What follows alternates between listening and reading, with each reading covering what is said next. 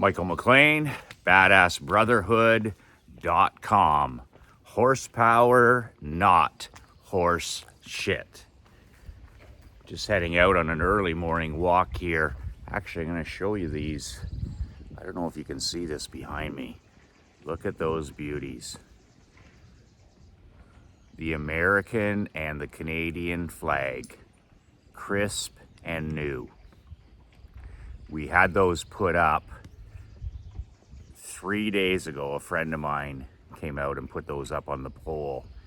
And the reason that we have those up is my daughter, Emery, who's 9 years old. She, when we were living in Naples, over the last 4 months, Emery said to me near the end, which would have been in May, she said, "Daddy, we need more flags when we get back in Canada." And I said, well, it's a great idea. I love flags. I've always had Canadian flags, American flags on the front of my insurance agency. I had over 300 U.S. clients, seasonal resident clients. I can't count the number of times that my American clients would come in the agency in the summer to pay their cottage or their lake house policy and thank me or comment on the American flag on the front of the McLean Insurance building. And they're still there because I own the building. I make sure that I replace the Canadian American flag every spring so they're fresh each and every year. So my daughter Emery said to me, she goes, "Daddy, we need more flags." She says, "Americans have so many flags and Canadians have so few flags." So we were driving to school and this was an opportunity for me to take action. I said, well, as soon as we get home, we're gonna put up those old flag poles we had that were knocked down by a windstorm at the lake. And we're gonna put up a Canadian flag and an American flag. So she was pretty happy about that when she came home from school the other day. And here, flying proudly, a big Canadian and American flag in our yard. It's interesting how observant children are. Emery said, Americans are more patriotic than Canadians in terms of flying their colors. And I said to her that, yes, this is indeed true. In Canada right now, there's a certain segment of the population, small, but noisy. It's always important to understand that's not how most people feel in Canada or the United States. But there is a tiny fraction of both populations that are anti-Canadian, anti-American, anti-freedom, anti-family, anti-self-responsibility, anti-independence.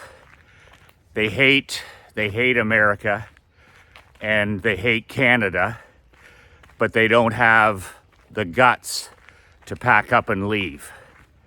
And the reason they don't have the balls to pack up and leave the two greatest countries in the world is not even close. It's not even close. Quality of life, Canada and the United States. Opportunity, abundance, not even close.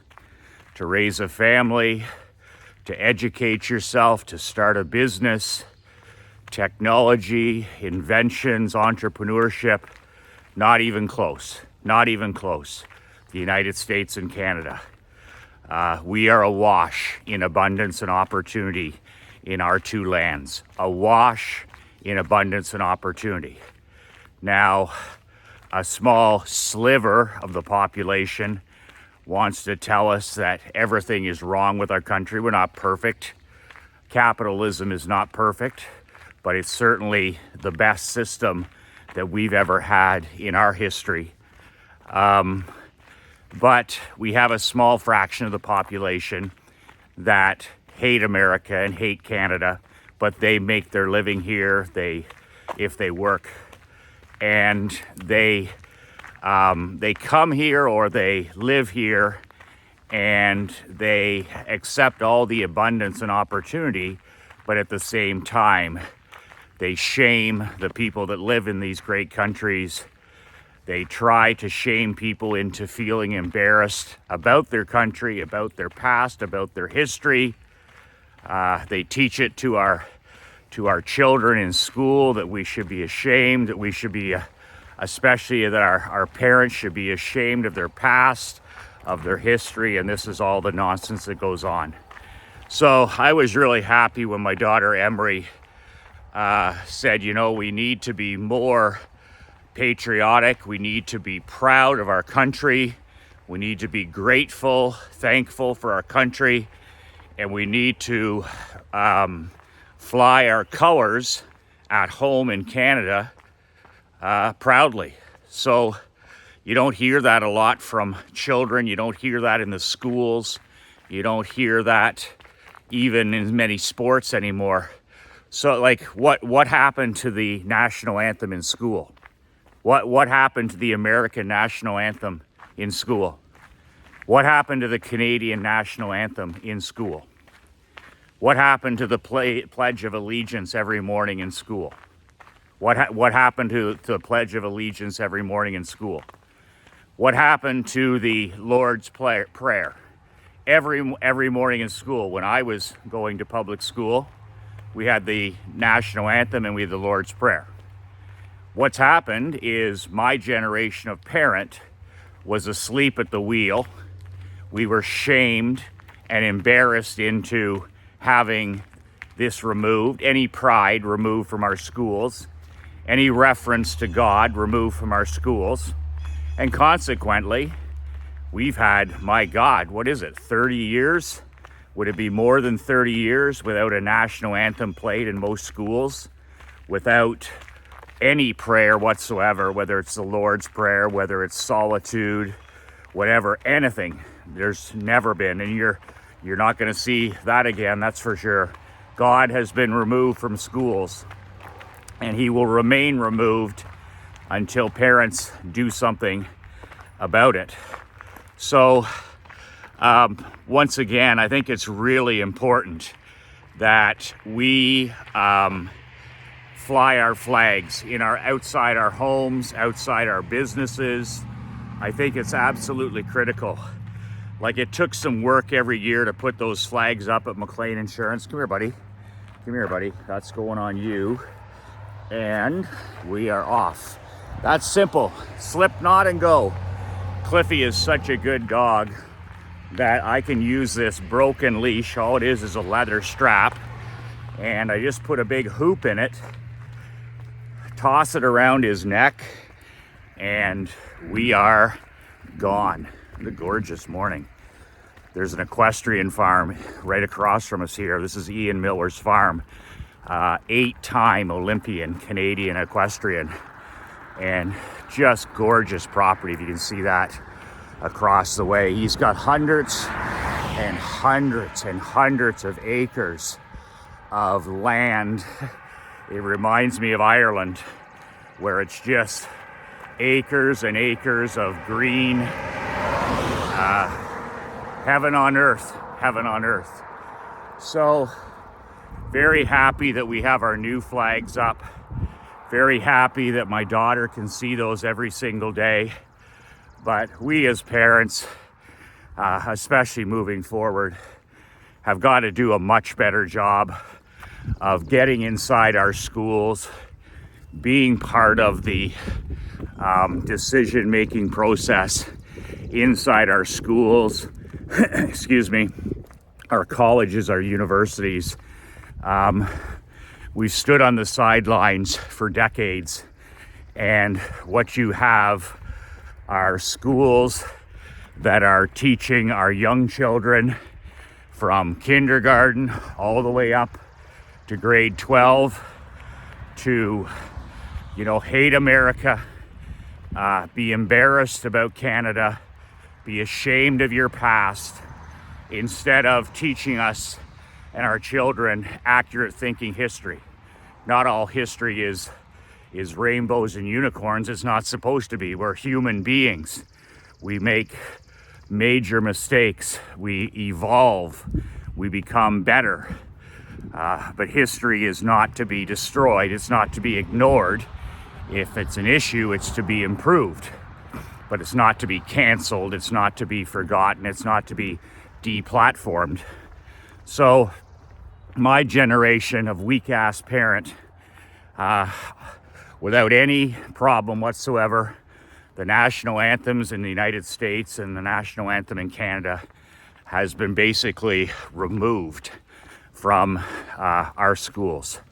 So instead of our children standing at attention every single day, 200 and plus days a year, nothing. Same with the Pledge of Allegiance, the same with the Lord's Prayer. So I think the Lord's Prayer is gone for good. I think the Pledge of Allegiance is another tough one.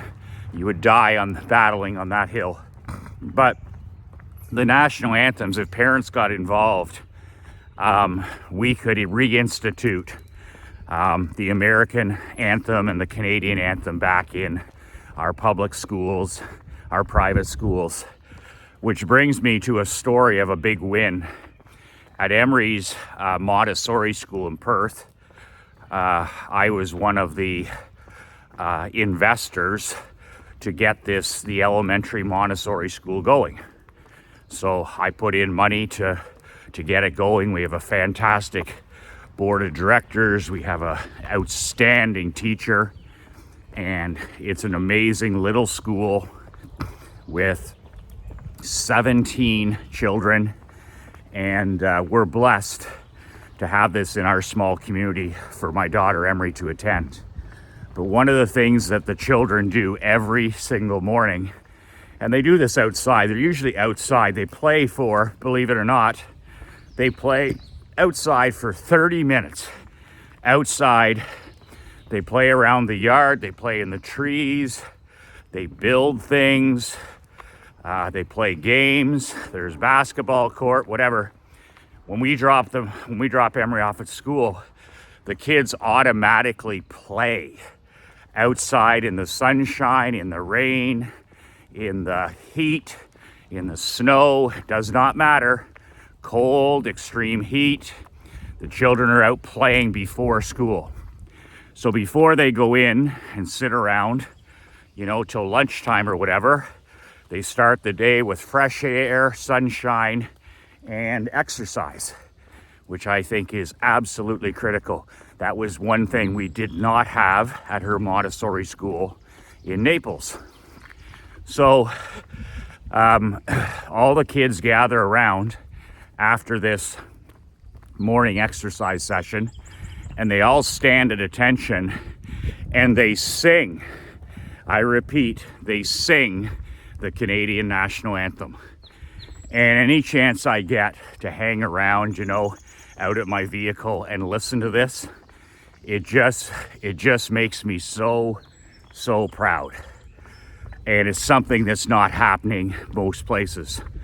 And the reason it's happening is because of the teacher, her values, her principles, and it's also happening because of parents like me.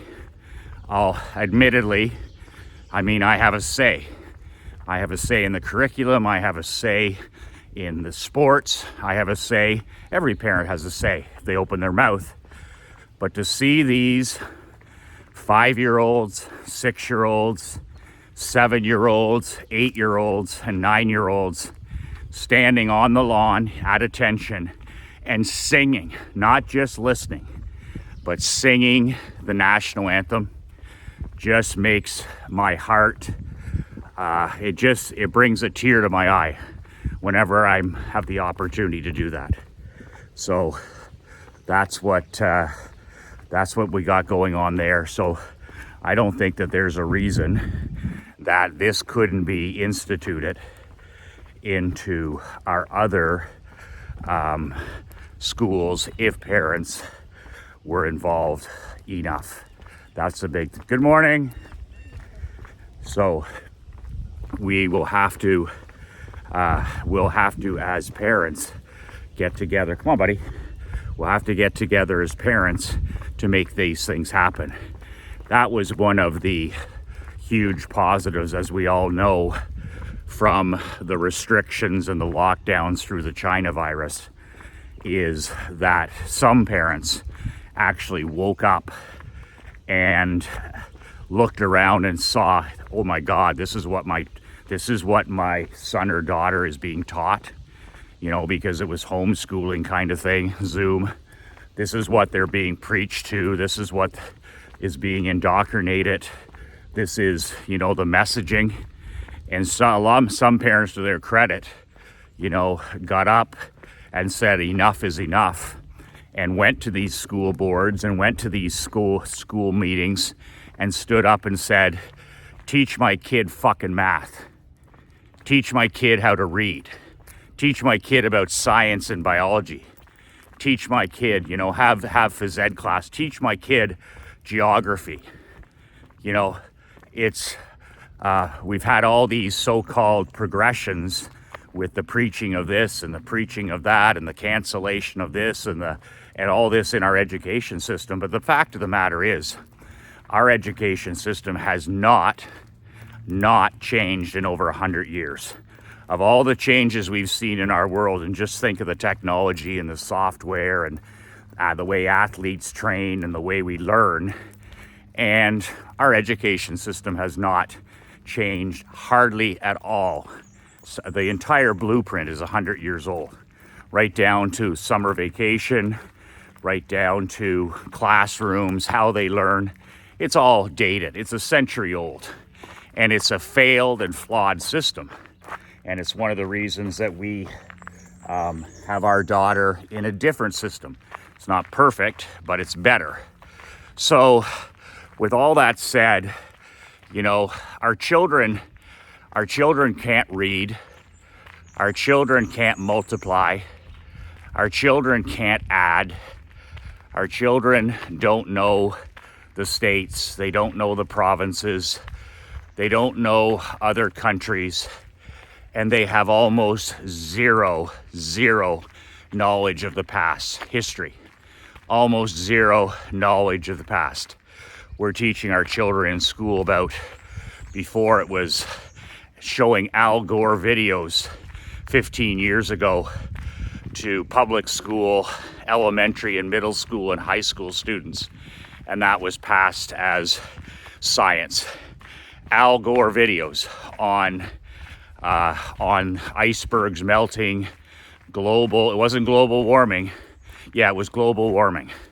But when it didn't work out, when it was exposed as junk science, not hard science, that agenda moved to global warming, which is much broader. It's a stronger, smart move by that group. Smart move. So with that said, that's what we're dealing with. Parents are responsible for teaching their kids how to read, how to add, how to multiply, about the world. And Krista and I do as much of that as we can. But not every kid is so lucky, so blessed. And the school system is there to help the person who doesn't have help in their home. And we've been failing badly for a long time, especially recently. So it's time that we started with small improvements. It's time that we started being proud of our country. It's time that we started telling our young people that they live in the greatest time in history, 2022, with all of our different challenges, still the greatest time to be alive. We are awash in opportunity and abundance like never before. I think of my grandmother, Jeanette Conroy, who lived at 96, who, went to school in a horse and buggy. And by the end of her life, she was driving in my mom's Lexus. In 96 years, she went from a horse and buggy to a Model T Ford, which my dad still has, the 1913 Model T Ford. He still has that model. It was my grandfather's.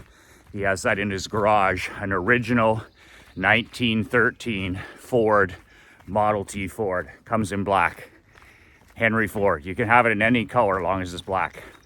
And my grandmother going to her doctor's appointments in my mom's Audi and my mom's Lexus. 96 years. That's the kind of advancements that she lived through. We still have basically the same school system. Not as good.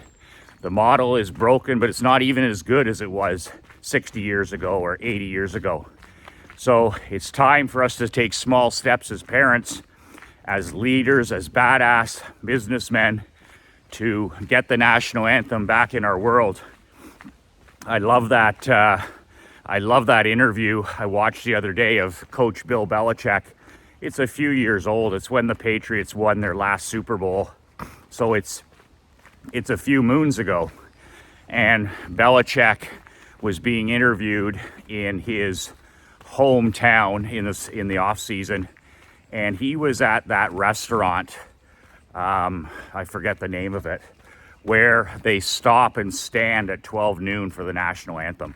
Every employee, every dishwasher, waiter, waitress, bartender, every patron, everybody stands at attention and sings or listens to the national anthem. It was just amazing, and that's the reason that Belichick supports that particular establishment. And I'll put the link to that in this email. I'll put the link to that email where they talk to Bill for about 60 minutes, and then he mows down on ribs and fries and all that good stuff. So, national anthem in our business. Why are we not listening to the national anthem every single day in our business? Whether you're an insurance agency, whether you're a dentist office, chiropractor, retail clothing store, contractor, golf club, hockey team, why are we not instituting our national anthem into our day as leaders to influence our staff, our employees, our clients? This is something that I've been thinking about for the last few days. And in our schools, getting our national anthems back in our schools like we did in Perth here.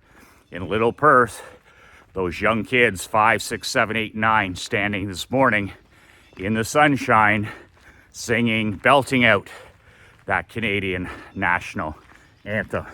That reminds me of a short story before I go about my daughter Emery when we were on the Zoom calls back in the China virus days, and I walked through my office. She would come into the mastermind house the odd time, and she would do her morning stuff with me, and then we'd do our training before and after outside. Worst days of her life online. Worst days of her life. Those are behind us now. And if they're not, we have a plan B called Naples. And one day I walked by. I wasn't really paying much attention. I heard the national anthem, them singing it on the Zoom call, and she was sitting down. Maybe she was standing, I'm not sure, but she wasn't standing tall. And I went absolutely bananas. When I saw my kid, standing on one leg, partially singing the Canadian national anthem. And I just went ape shit. And I do with that stuff. I believe in certain values and principles: hard work, discipline, kindness, honesty, authenticity, consistency. These are the things I believe in. Leadership. I believe in family. I believe in self-reliance and self-responsibility. And man, when I saw that, I think Emery was 8 at the time, I just went bananas. And I said, don't you let me ever see you, ever, in any national anthem, standing on one foot or slouching or sitting in your chair. And this is the power of Zoom, right? Those kids aren't with the teacher. They're at home with mommy and daddy. It's a good chance mommy and daddy are tomato cans, part of the 99%, so they don't give a shit. They just want the kid on there and out of the way. Not in the McLean Ranch. I told my kid, she better be standing tall. We actually redid the national anthem with me and her singing, and her standing at attention like a Navy SEAL, like a proud American, like a proud Canadian. There was no messing around. And since that day, she's been a leader in her class because she's the person that stands tall. She's one of the oldest in the class, and she shows them how it's done. And we do it in our hockey. We do it in our power skating sessions at school. And I'm just thinking, how are there more ways myself I can put this? Can I put this in my Sunday morning hockey program? How can I introduce the national anthem more into the lives of our young people? How can we sing it? How can we know the song? All these things, because fuck those schools. They're never going to do it. The public schools, the government schools are never going to do it. And they're going to take it out of sports. How can we as leaders put it back into as many things as possible? I remember when Emery was a year old and we were living in Sanibel Island, and then we were living in Georgia for a month, and then we were living in Key Largo for a couple months, and I would get up first with her and we would do our exercises. I mean, she was just a baby, and I would do the bicycle with her legs and throwing the tennis ball, and she had a little hockey stick we'd play, and we'd always start the game on the floor, the little hockey mini sticks. We would sing the Canadian and the American national anthem every single day. By the time she was 3 years old, Emery knew the Canadian national anthem and the American national anthem word for word. Maybe by the time she was 2.5, certainly by 3. Every mini sticks game we had every morning on the floor would begin with us standing for the national anthem. And I have photos, and Krista has videos of us watching the Super Bowl and the World Juniors and the Olympics, the Vancouver Olympics, when she was like a year. It was just insane. Where it wasn't the Vancouver games, it was the next games, where she's standing in front of the big screen TV and she's standing at attention for the Canadian national anthem. So she knew the words at age 3, probably sooner. But once again, that's repetition. What happens in the home is most important. So that's it for today. If you're interested in applying for my Elite 5-Star Mastermind, you can do that at, good morning. Come on, Cliffy. Good morning. How are you? It's been a while. I know. We were in Florida for the winter. Oh, nice. 4 months in Naples. Oh, wow. Land of the free. Oh, fantastic. We put our daughter in school there, and no mass. Oh, wow. Golf every day. Yeah, and everything was okay. Everything was fine. Not a single. We didn't meet one person in Naples. Not one person that had it during that time. Wow, that's actually quite strange. Yeah, but then when we saw everything back in Canada, everybody else was sick. I know. My parents. Even these days, my daughter had it 2 weeks ago. Yeah. Yeah, she's okay though. My parents are 88. They had it a couple months ago. Yeah, same with my Fine. mother-in-law, 90. Yeah, survived. Yeah, genetics. Anyway, nice to see you. See ya. Yeah. Come on, Cliffy, buddy. I talk to everybody. I love it. Nobody can get by me without a good morning. Same in Naples. People would have their head buried in their chest, buried in their phone at 6 in the morning, out walking their dog with their face would be lit up with the blue light, 6 in the morning. And I'm like, good morning. And they're like, I'm like waking Goofy up. And they're stunned. And I'm just like, oh, hello.